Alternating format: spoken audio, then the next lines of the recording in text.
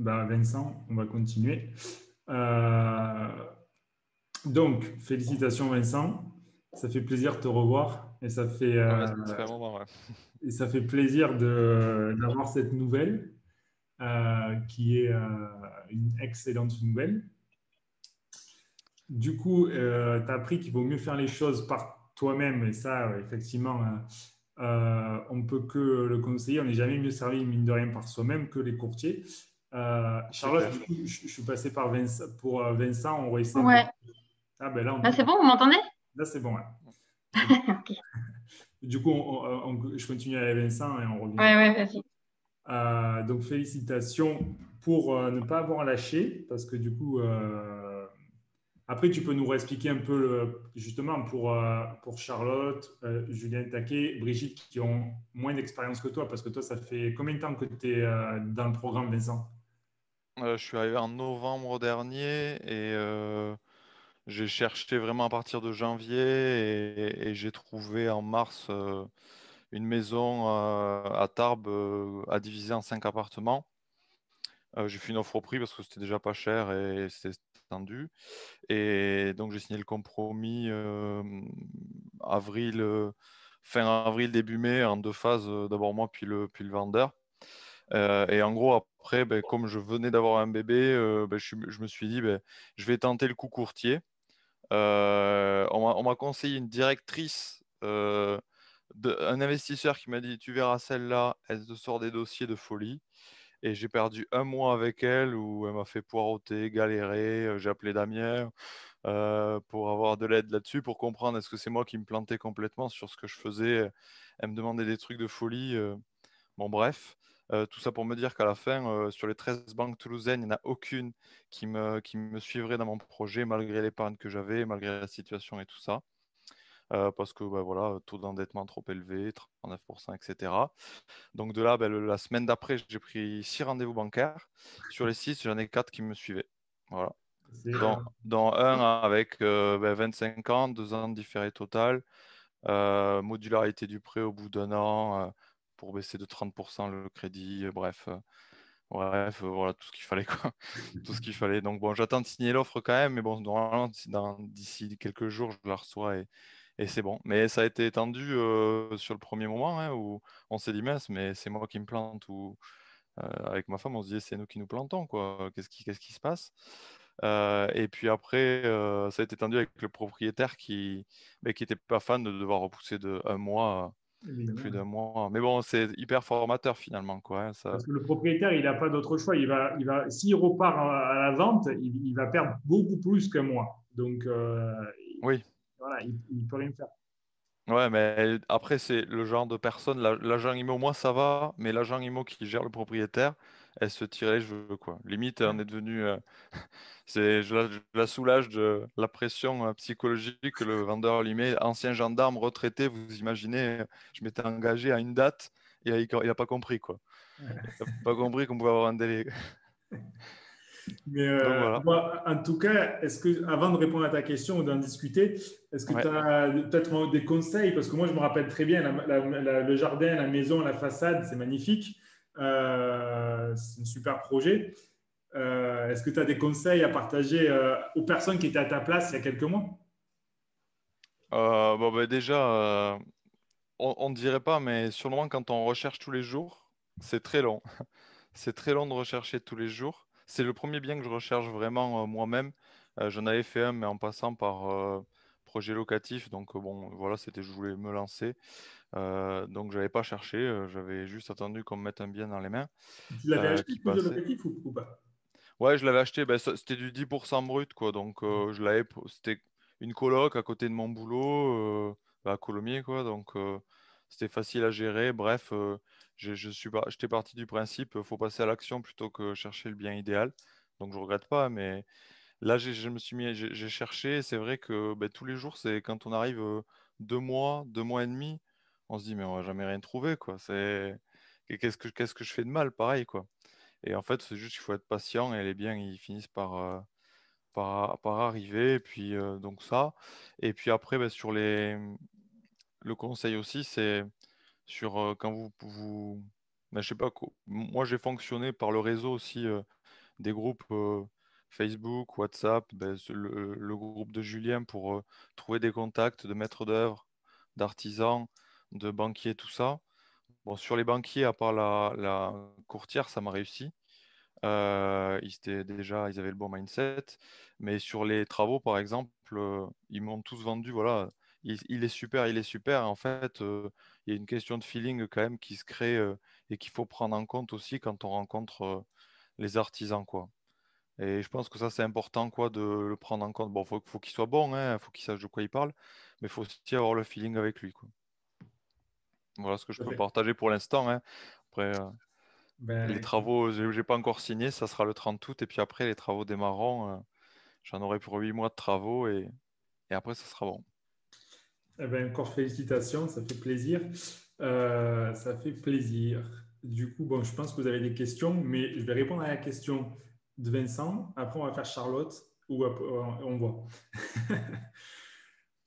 Du coup, Vincent, ta question, c'était maintenant que le crédit va être validé pour la maison à Tarbes, nous avons prévu de faire une RP en parallèle, histoire de faire plaisir aux banquiers. Donc, tu as commencé à cibler les villes et les stratégies possibles pour que la RP soit un actif et que ça ne vous endette pas plus que le loyer que vous payez actuellement. J'aimerais partager des réflexions autour de ce sujet, ce qui est facile ou moins facile à faire et plus ou moins rentable.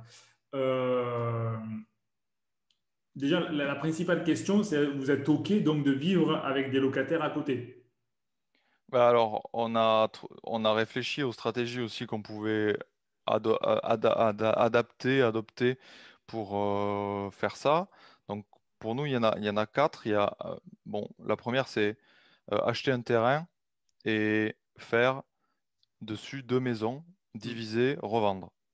Donc là, ça réduirait potentiellement, alors c'est là où voilà, je suis pas encore dans le détail, mais ça réduirait peut-être, ça rembourserait une bonne partie de notre crédit, ce qui ferait que derrière, on reviendrait, on va dire potentiellement à ce qu'on a aujourd'hui en loyer, donc 900 euros à peu près pour un T4, là où je suis. Donc voilà, donc si on arrive déjà à ça, ça me conviendrait. L'autre option, ça serait de faire la même chose, mais de louer la maison à côté. Ce qui pourrait pareil réduire, mais pas, on va dire, enlever complètement notre crédit.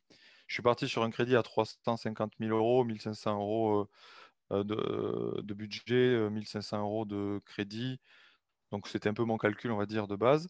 Et après, l'autre option, c'est d'acheter quelque chose à rénover, soit diviser une maison, bah, diviser et avoir des locataires, soit diviser et revendre les appartements et garder la partie maison, entre guillemets, pour nous, quoi.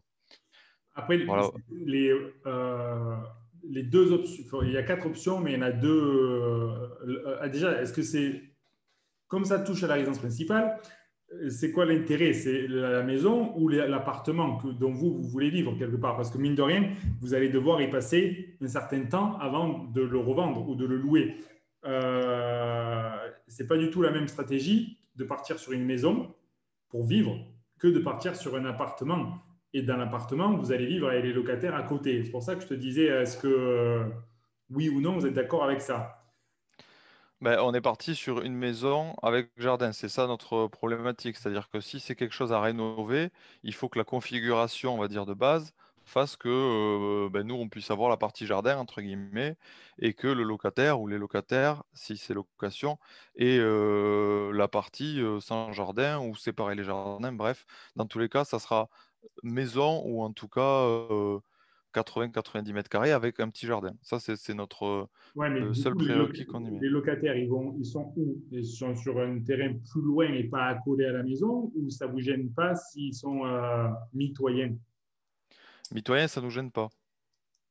Ok. Pour quelques années, ça nous gêne pas en fait. En fait, l'objectif, c'est vraiment de. Ben là, aujourd'hui, je l'ai bien vu en allant voir les banques, j'ai 900 euros qui sont pris dans mon capacité d'endettement.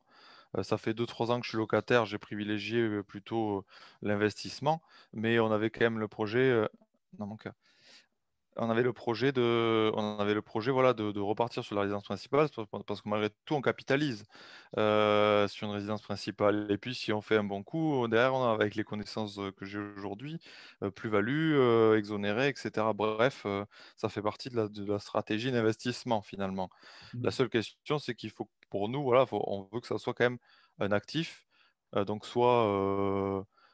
idéalement, on s'était même dit, faut que la totalité soit remboursée, ça nous va, même si c'est mitoyen. La seule condition, entre guillemets, qu'on se met, ben voilà, les conditions qu'on se met, c'est on veut un jardin et entre guillemets sans vis-à-vis avec les locataires. C'est-à-dire, on ne peut pas avoir une maison avec le bas jardin et nous on y est, et puis les locataires qui nous voient dans notre jardin. C'est la seule chose Ok. où voilà, on n'est pas prêt à aller jusque-là, quoi. Du coup, si vous êtes open sur ces quatre stratégies, la question qui reste, tu me le dis, c'est cibler des villes. C'est où est-ce que vous voulez faire ça? Parce que ben, c'est toujours pareil, tu ne vas pas chercher la même chose en fonction de Des là où villes. tu es ouvert à aller. C'est ça. Ben, on en a ciblé des villes. On a ciblé une dizaine de villes autour de chez nous en se disant, bah, c'est peut-être trop, hein, je ne sais pas, hein. Une dizaine de villes où on a regardé à peu près, bah, évidemment, tout ce qui est commerce et tout pour personnellement, puis après le nombre d'habitants, le prix d'achat au mètre carré moyen, la taxe foncière, on a commencé à regarder aussi pour voir ce que ça allait donner. Et puis derrière, le pourcentage de locataires et est-ce qu'il y a de la location meublée pour évidemment essayer d'optimiser sur du meublé, quoi. Voilà ce qu'on a fait pour l'instant. Et après, voilà, ce que je voulais voilà, avoir votre avis aussi sur ça, parce que bon, c'est pas un projet, on va dire, classique non plus. Et aussi sur qu'est-ce qui est, ben, pour toi, Julien, peut-être le plus facile, le plus compliqué à faire.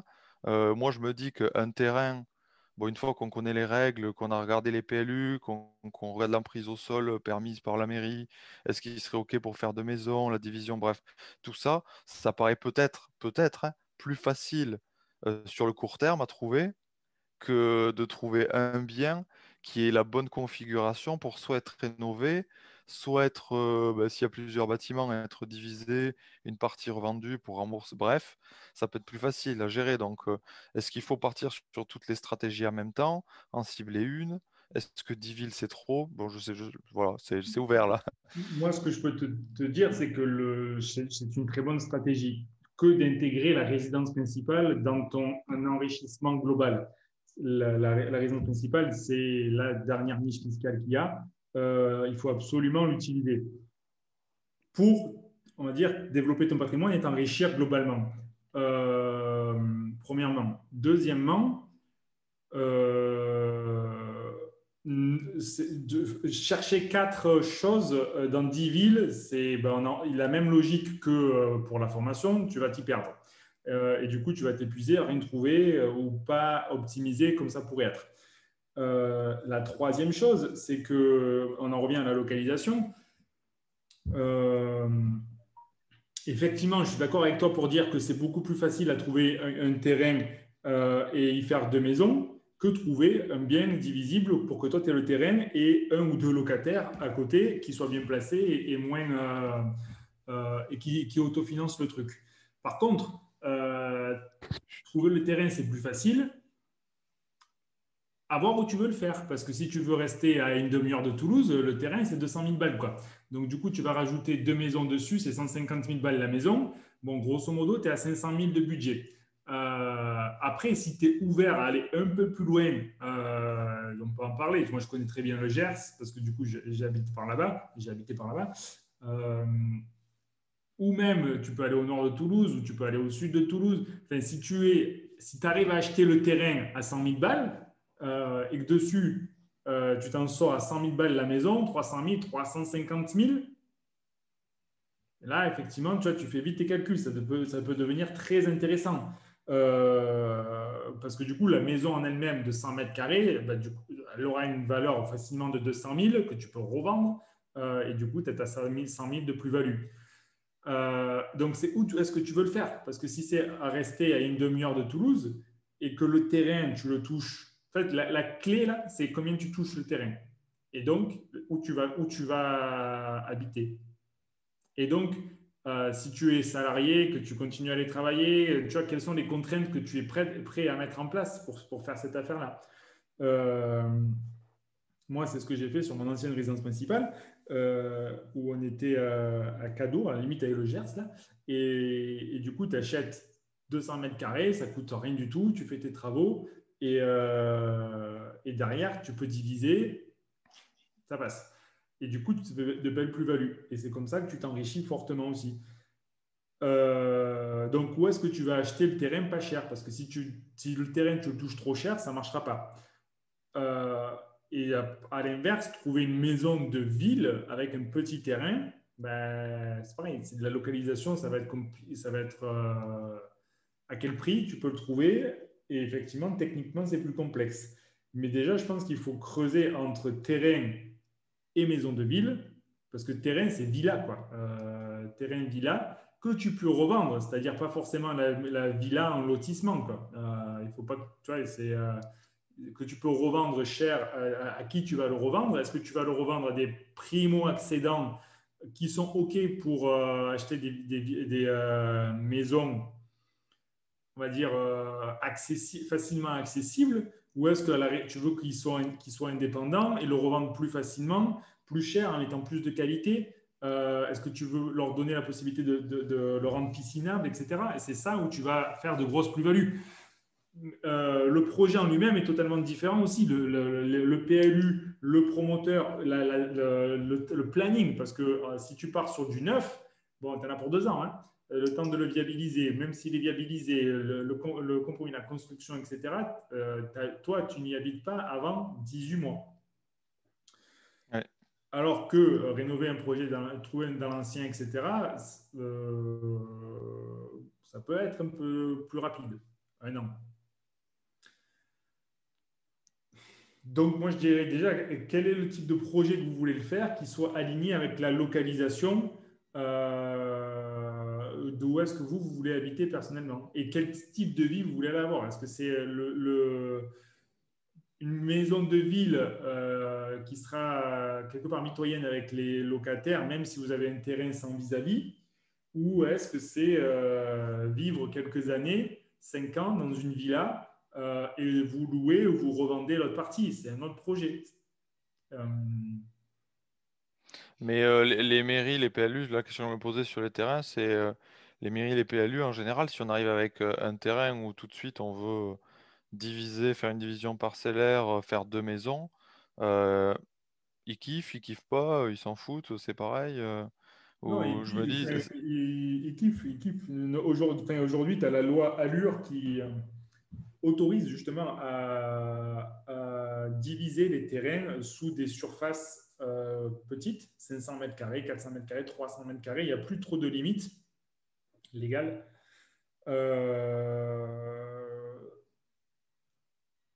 Il kiffe dans une certaine limite. Après, euh, ce qu'ils appellent le diffus, donc c'est-à-dire non raccordé au tout à l'égout, ça veut dire avec une fosse septique, toute eau ou quoi. Euh, c'est plus difficile et ça va dépendre des mairies. C'est-à-dire qu'il y a certaines mairies qui veulent limiter le développement de logements diffus, donc non raccordés au tout à l'égout. Et bon, et même pour toi, ça, la fosse septique, etc., c'est un des problèmes pour toi et deux, un problème pour les locataires. Et à la revente aussi, c'est un inconvénient. Alors que si tu arrives à trouver des villes dans lesquelles tu peux être accordé au tout à l'égout et faire ta division parcellaire, ça veut dire faire la viabilisation, etc. Ou peut-être qu'elle a déjà été faite, mais du moins un terrain qui est accessible et divisible, ben, je pense que c'est plus facile. Et là, les mairies sont beaucoup plus ouvertes à ce type de projet-là parce que ça amène plus de personnes chez eux, plus de taxes foncières, plus d'impôts, plus de budget, etc. ok, ok, ça marche. Alors, voilà, de façon générale, le diffus, ça peut être un peu plus complexe, mais c'est des généralités. Ça va vraiment dépendre de Ouais. là où tu es. C'est vrai que sur le projet aussi, je regardais par rapport aux villes et au prix d'achat au mètre carré. Tu vois, je vais de 2000, on va dire, au mètre carré dans les villes que j'ai Le terrain? sélectionnées. Non, non, alors je regardais le prix au mètre carré d'une maison. J'ai pas regardé du tout le terrain, hein. Le terrain, je me suis dit, voilà, la stratégie, il faudra voir en fonction des villes. Mais je regardais plutôt par rapport au prix d'achat au mètre carré. Je me disais, voilà, je pars de 2000, je vais jusqu'à 3000. Est-ce que stratégiquement, ça vaut pas le coup d'avoir certaines villes où, là où c'est 2000 € du mètre carré, je me dis faire entre le terrain, le prix de la maison et tout, je vais peut-être pas faire une bonne plus-value. Alors que si j'achète un truc à rénover, je connais le prix auquel ça se revend, je sais à combien je pars. Comme c'est pas cher au mètre carré, là je peux avoir de la surface. Je peux avoir donc plus finalement de surface à diviser, à rénover. Tandis que là où c'est plus cher au mètre carré, là, peut-être que quelque chose à rénover, ça va me coûter une blinde de base. Donc, il vaut mieux là miser sur un terrain, même s'il est un petit peu plus cher, faire une maison. Et dans tous les cas, là, je taperai plus sur.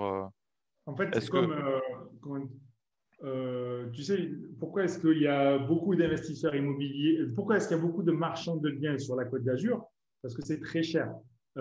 Du coup, c'est beaucoup moins intéressant d'être investisseur immobilier, faire du locatif sur la Côte d'Azur que de faire du marchand de biens, d'achat-revente. Pourquoi? Parce que euh, ils achètent des ruines. Le coût des travaux, ça coûte pas plus cher que la moyenne nationale ou légèrement plus cher. Par contre, le prix au mètre carré, il est beaucoup plus cher. Donc, la plus-value, elle est énorme à la revente. Ouais, Comme le prix au mètre carré est plus cher que le coût des travaux. Et donc, toi, la logique est la même. C'est-à-dire que si tu vises la plus-value, certainement que te mettre dans des villes où c'est cher à l'achat, tu négocies tu achètes bien moins cher, tu fais tes travaux et du coup, tu auras toujours ta grosse plus-value en fait. Alors que si tu es plus sur la stratégie d'investissement locatif avec des locataires à côté de chez toi, effectivement, peut-être qu'il vaut mieux aller dans des villes où le coût d'achat sera moins cher ok. pour que ça finance ta mensualité globale. Donc, tu vois, il faut vraiment affiner le projet. C'est quoi? C'est avoir un truc qui s'autofinance. Alors, on ne va pas forcément le faire au même endroit que si c'est revendre une partie et récupérer 100 000 de cash parce que le prix au mètre carré est cher. D'accord.